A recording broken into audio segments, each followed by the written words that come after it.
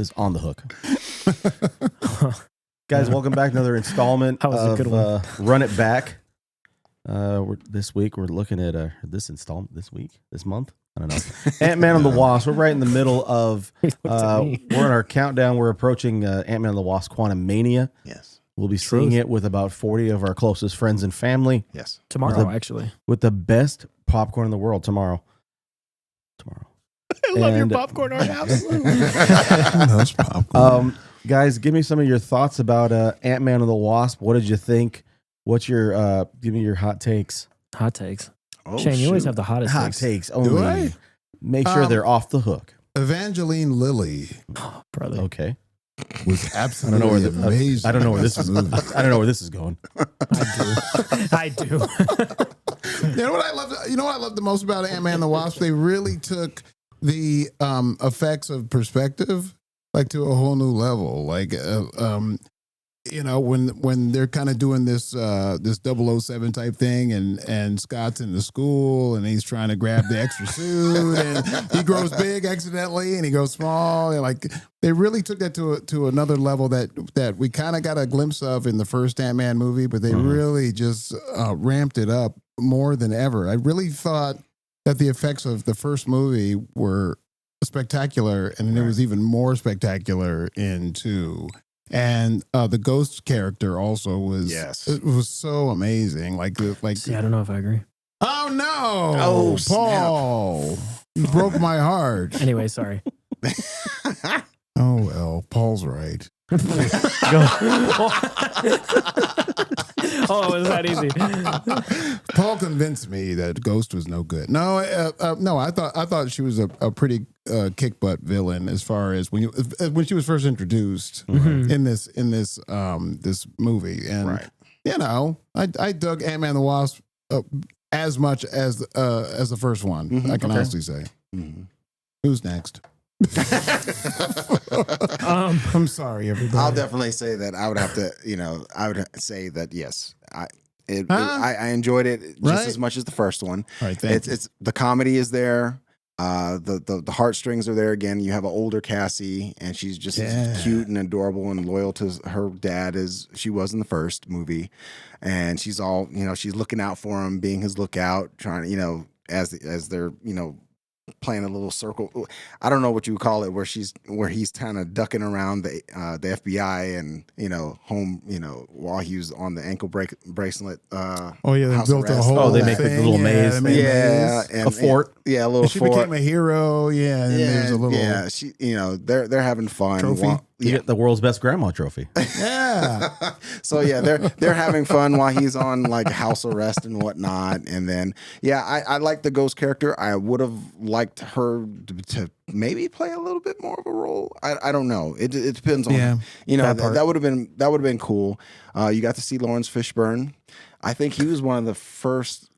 He might be one of the only actors that has been both in Marvel and in DC movies.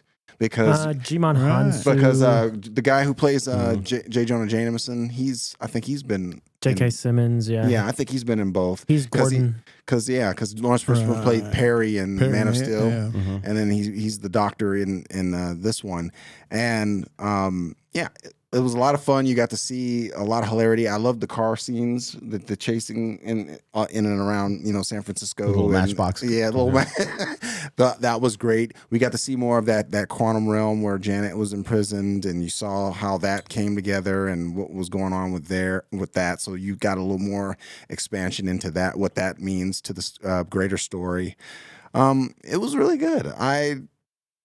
It is every bit as good as what you would expect a good sequel to be in that, in that sort of world where it's expanding a little bit more. It's a little more funny. It's a little more, it's good. It's a great all around family movie as well. So I mean, hey. Yeah, Stephanie Soretti was the visual effects expert that did Ant-Man and the Wasp. I thought it was a great job done by her. I agree. Yeah. Good looking. What are you doing over there? Listen, I did not like this movie as much as I liked the first one. Okay. I thought while the first one did a really good job at paralleling, like you had said earlier in the week, Frank, the parallel between the father and daughter on Cassie and Scott, and then with Hope and Hank. That was fantastic. There are too many father-daughter parallels in this movie. You've got Ghost with her dad. He dies. Then Lawrence Fishburne adopts her as a daughter figure of his own, which, by the way, they totally gloss over the fact that he's Goliath. Yeah. Oh, yeah. They call it Project Goliath, I think, in the but he's movie. Goliath. Like, Yeah. Yeah. we're going to glaze over that? Like, okay, cool, fine. What are you doing? What are you doing? I thought the character of Ghost was okay. Yeah. It was all right. I kind of wish she was a little more. Walter Goggins is fantastic in this movie. He's super funny. He's that Southern guy who's the bad guy, sort of. But there's too many gags in this movie. There's a lot of great action sequences that I think are a lot of fun, but there's also a lot of gags that are kind of like meh.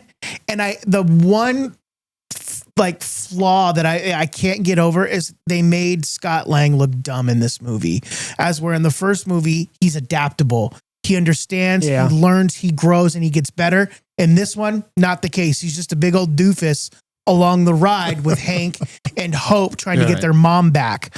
I thought that was a disservice to the character of Scott Lang and what he's capable of.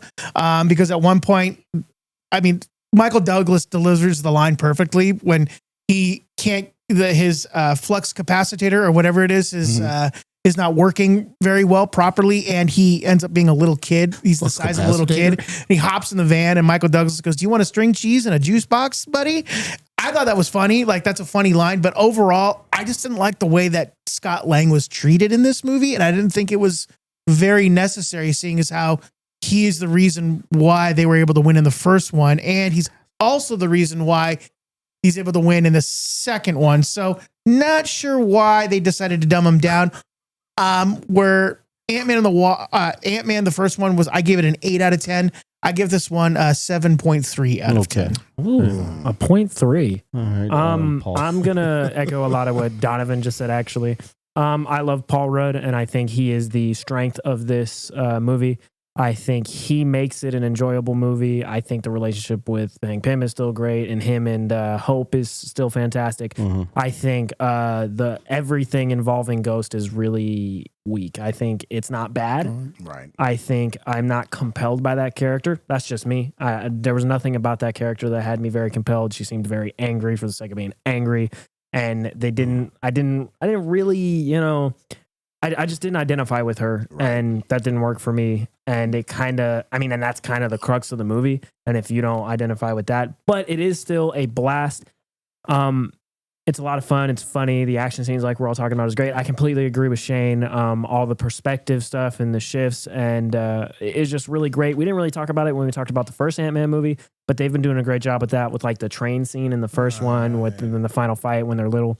But I do think that Civil War stole this movie's thunder a little bit. And by that, I mean, we did not get the debut of Ant-Man growing to be huge. Yeah. We got that in Civil War. So when it happens in this, it's not nearly as monumental, and we're not like, whoa, he can do that. That's super cool. It's kind of like, oh, I've seen him do it before. Yeah. So it's not, it was to the detriment of this movie, at least upon a first viewing. Right. Where because you get that awesome moment in Civil War, you don't in Ant-Man 2. Yeah. And that was kind of the big selling point. Like, we can't wait to see Ant-Man become large because he can do that. Right. And then you see it in Civil War and you're like, oh, I'm not even thinking about it anymore. And then when it happens in this movie, it's just like, oh, that's fine. He like skates around on cars or whatever, which is cool. It's a good time. But it stole its thunder a little bit in Civil War. But he gets it back in Endgame, though, when he punches that ship.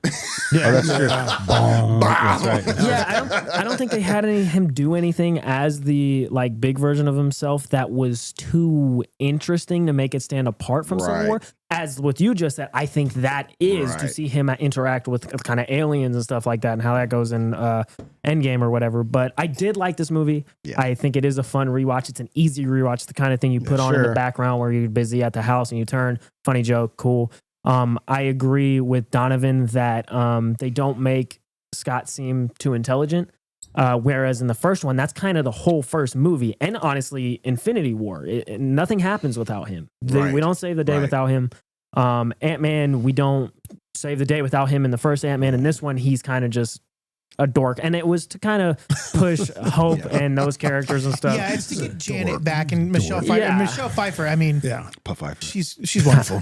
She is wonderful. She is. I've been saying that for years. Michelle Yeah. Pfeiffer. Puff Pfeiffer. Puff Pfeiffer. Yeah, Puff Pfeiffer. I think one of the things that I took away from this movie is that it still had heart. It was still funny. Agreed. But a lot of what you're saying with the dynamic between father and daughter and all of the comedic notes, they kept going back to that well, Yeah.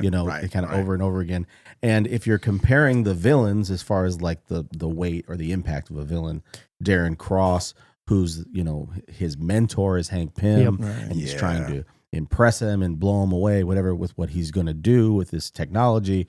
And then, you always have somebody that's kind of connected to, that's the thing that like it goes in between all of these films. And it seems like we're going to be getting that in Quantumania too, because it seems like at least to a certain degree, Janet has some type of connection with Kang, and that we're going to have that, it's going to be explained to us.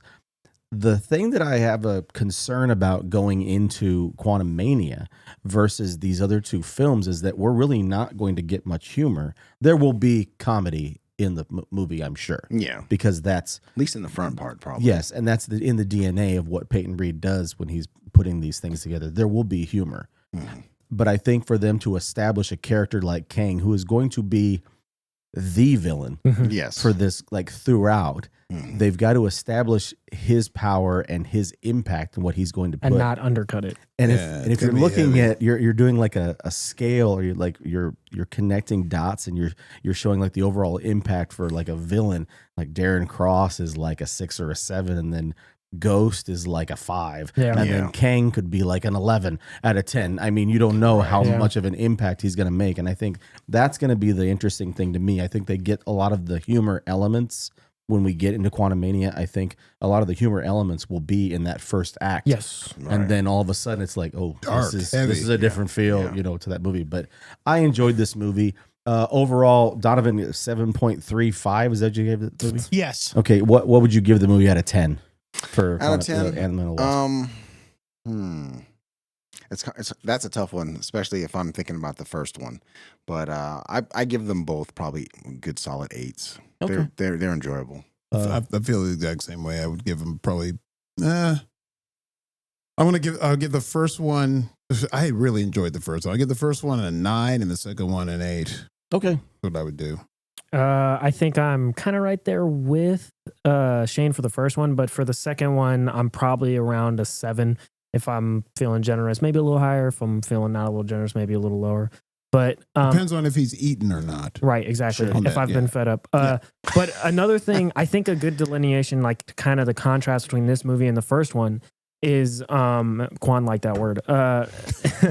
Is so I talked to when we did our video on the first one, I talked a lot about how great I think Michael Pena is in that, and that they just adopted what Edgar Wright had written in that first one. I think during the part where they kind of do the Michael Pena tells a story thing again, I think it's very clear that Edgar Wright was not involved in that, because obviously he didn't work on this movie. Oh yeah. And I don't think that joke and that section lands as well in this movie as it does in the other one. And I think that's because they tried to emulate Edgar Wright and take that over, and it doesn't work because no one can write like him, and you should try not to, so people don't go, oh, that was clearly an attempt to just ape that style. Sure. And I think that's a good example of what this movie is. I think it's lovely. I think the reason I'm not super concerned about layering the humor in Quantumania is I think Paul Rudd's delightful, and I think he's going to sell it no matter what they do. I just think they're going to blow through it, is what I'm saying. Yeah, I don't think they're going to keep be trying front to loaded for sure. get to the end of it. It's an afterthought, Paul Rudd's going to probably. do something goofy or whatever. Yeah. I mean, I don't see that happening, but we've already seen the first couple of trailers. I mean, now there's like 15 trailers. I But have managed the to first not couple watch of them, official trailers, they found a way to kind of inject Yes. a lot of those humor notes and Right. thank you, Spider-Man, whatever thing when he's leaving the coffee shop and whatever else.